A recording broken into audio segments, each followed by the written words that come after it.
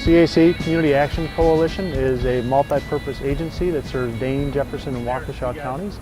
A very simple goal of helping people in poverty have better lives, and that can take a variety of forms. For us, it means we have housing programs, a clothing center, utility assistance, transportation programs, some more intensive case management with people with mental health issues that have been homeless and are now placed in an apartment. It's from CAC. Oh, are you? Yep. CAC? Yep. Checking everybody's garden? Checking them out. We have a community gardens program in Dane County, and then we also have a food program. We serve food pantries in all three counties that we serve, Dane, Jefferson, and Waukesha. So we procure and distribute food on their behalf and at no cost to them.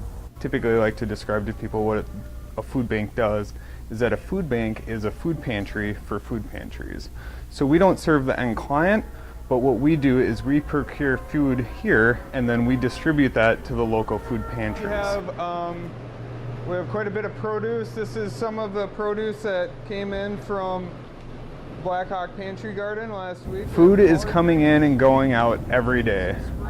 So I would say 5 days a week, because that's how many days a week we're open, but that's actually not true because we also glean from the Dane County Farmers Market on Saturdays. One of the things that I really value about the Community Action Coalition is that it is partners with so many different organizations in town. Because really what we're doing is we're acting as the middlemen here at the food bank, where we're getting food that otherwise would end up in a dumpster. I'll deliver the food over to Lakeview Lutheran Church, and tonight our pantry is open. We serve roughly 20 families on any given Monday night. We try to supply them with as much food as we can, and that's why we come over here. It's a type of thing where you get a lot of satisfaction. I retired 9.5 years ago, and I've been working at the pantry for 9 years. I didn't make a fortune on a living, but I get to give something back to the community. How long have you been gardening out here? Ever since it's been here. Oh, really? So you've seen all the good and the bad and the ugly, huh? Yep. All right. Our community garden model really is as much about creating leaders as it is about growing food.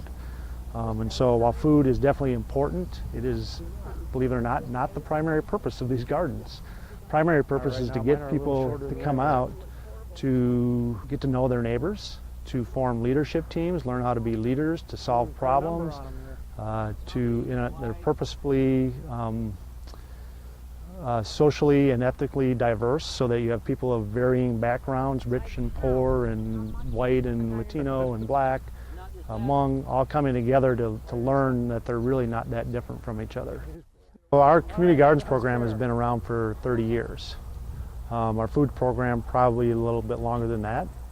And certainly as the Dane County Food Policy Council formed, about 8 years ago or so, we had a big interest in it simply because we wanted to make sure that people, low-income households were represented and had a voice in how our food system was being developed. So I wanted to be a part of that council simply to give those folks a voice and make sure that they weren't forgotten about, and knowing full well that as a system developed, that it was going to create excess. Any system naturally at some point is going to create excess, and there will be like, what do we do with this extra food? And we wanted to let people know that we were there to accept it and help move it to families that also needed it. So I think that's how we came about, and then the coalition forming a couple years ago was just another way, really, because the policy council itself was really small and it was really focused on just policy and recommendations to the Dane County Board. The coalition itself brought in sort of a larger group of people who sort of had a general interest in food system stuff and really gave us a chance to kind of talk and network and collaborate and figure out who was doing what and what still needed to be done, which really couldn't be done through a sort of a policy organization. The idea behind the coalition is for the multiple organizations in town, for a forum for them to get together and strengthen the communication, the lines of communication within those organizations. But I do see a need for the food movement to be able to connect to the public as well. I think one of the lacking pieces in our food system is communication. And that can be communication within the system and from the different groups to each other.